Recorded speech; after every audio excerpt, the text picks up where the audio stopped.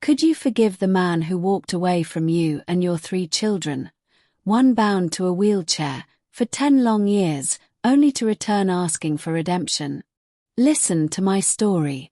It was a quiet Saturday morning, the kind where the whole world seems to hold its breath. Sunlight slipped lazily through the curtains, painting golden lines on the floor. The clock ticked steadily at 10 a.m. Then, knock, knock, knock. The sound echoed through the house like a drumbeat. My heart stumbled in my chest.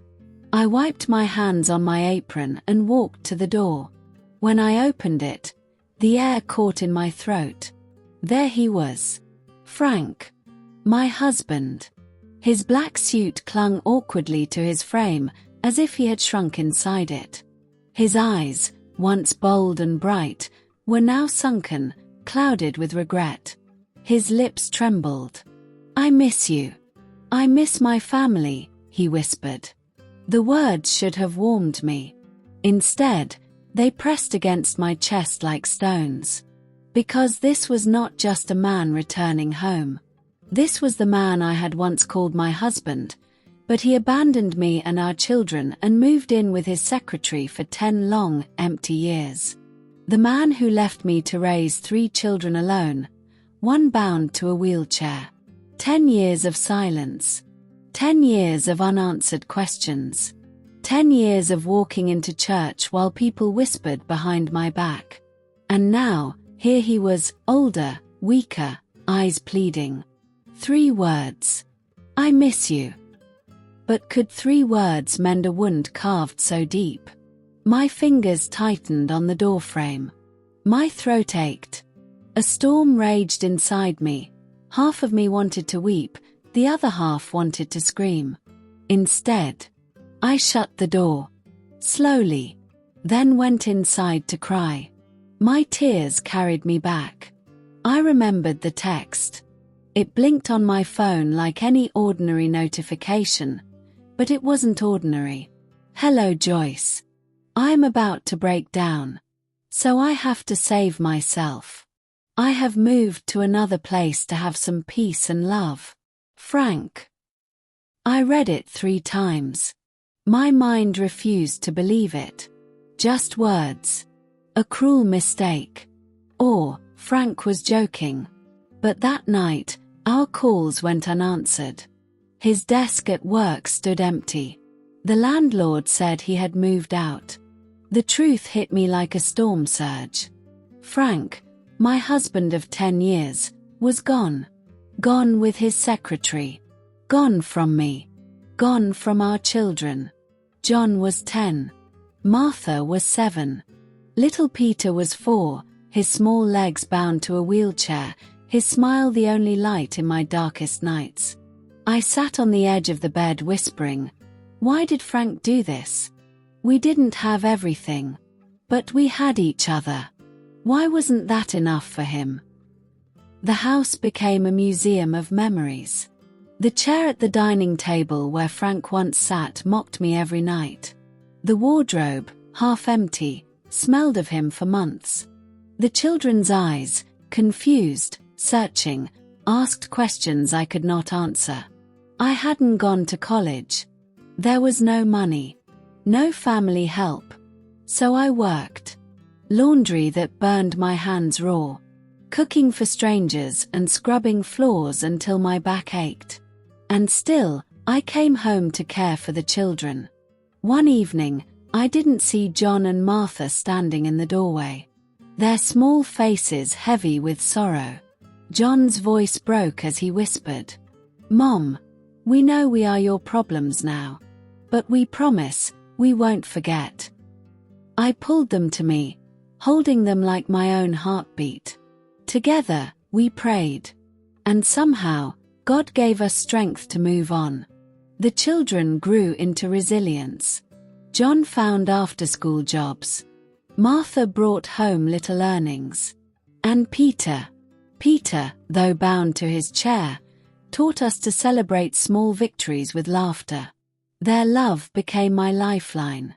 Years blurred in struggle and survival. Then came the hurricane. The wind howled against our windows. Rain pounded the roof like war drums. The house shook as if the earth itself had turned against us. I gathered my children in the corner, wrapped my arms around them, and whispered, "God, please save my children." When the storm passed, John's voice cut the silence. "Mom, why didn't you pray for yourself?" I brushed the wet hair from his face and whispered, "I can die for you, but I cannot let anything happen to you."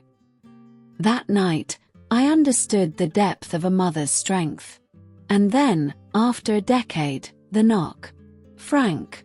"Joyce." "I'm sorry. I don't know what came over me."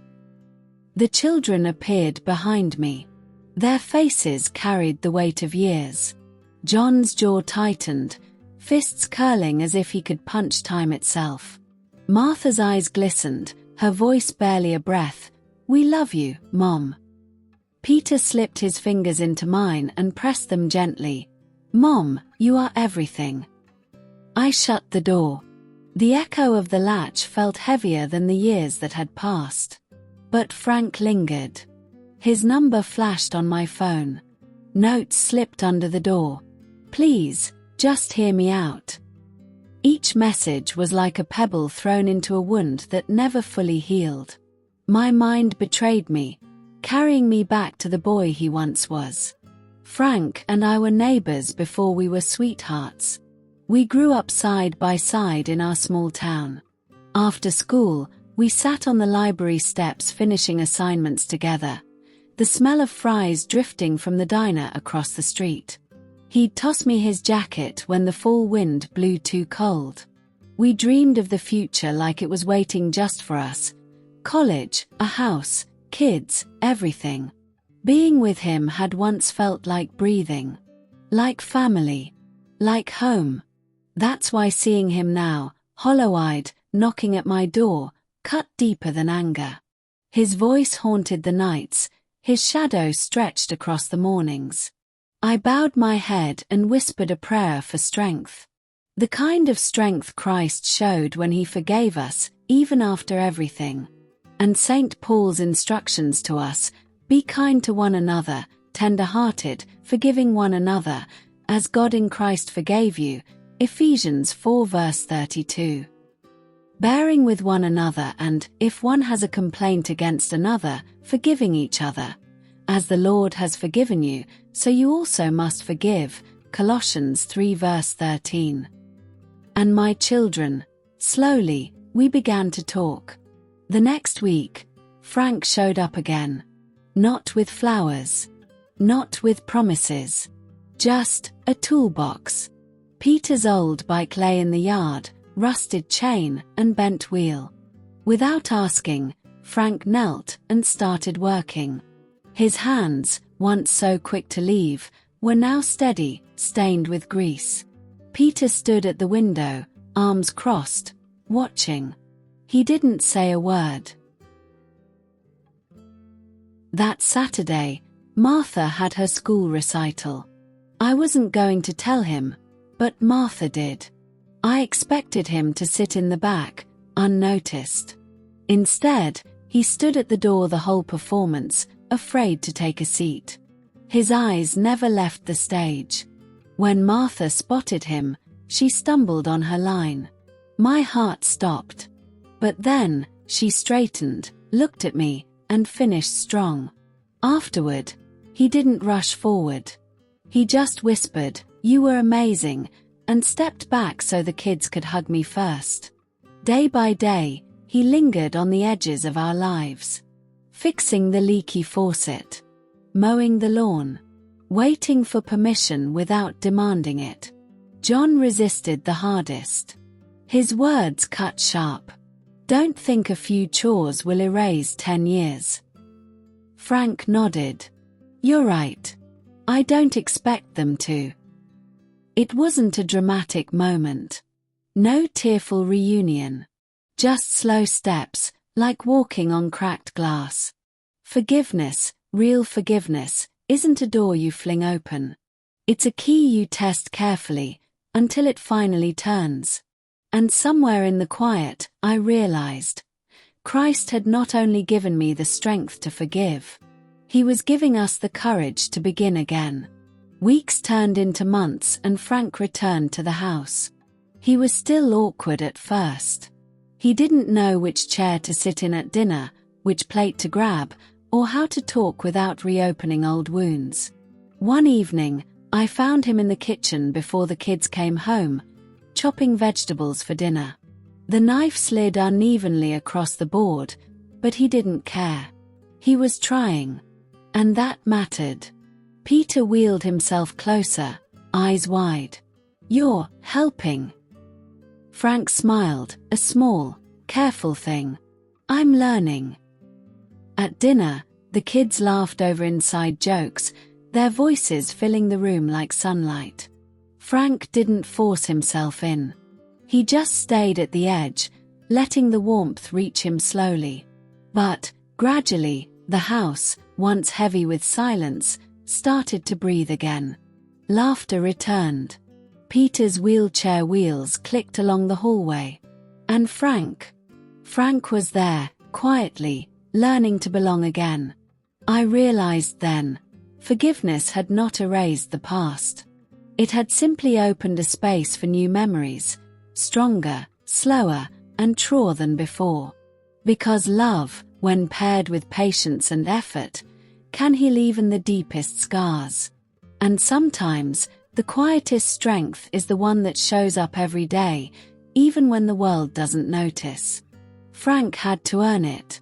He came back, showed up, helped Peter, listened, worked. No expectations, just effort. Slowly, the house began to breathe again. His apologies became actions. The children, cautious but curious, began to open small doors in their hearts. Not because we forgot, but because forgiveness makes room for healing. Months passed. One evening, Frank sat at the table, tears streaming down his face. "I can't undo what I've done. But if you let me, I will spend the rest of my life trying." John's fury softened. Martha reached for his hand. Peter smiled faintly. We all placed our hands and prayed to be a family again. God granted our request. Frank got a new job and we moved to a new state. John and Martha went to college. Peter is still on his journey. And I understood. Forgiveness wasn't mine to hand out. It was God's strength working in us, step by step. The lesson. Because love is patient. Love is kind.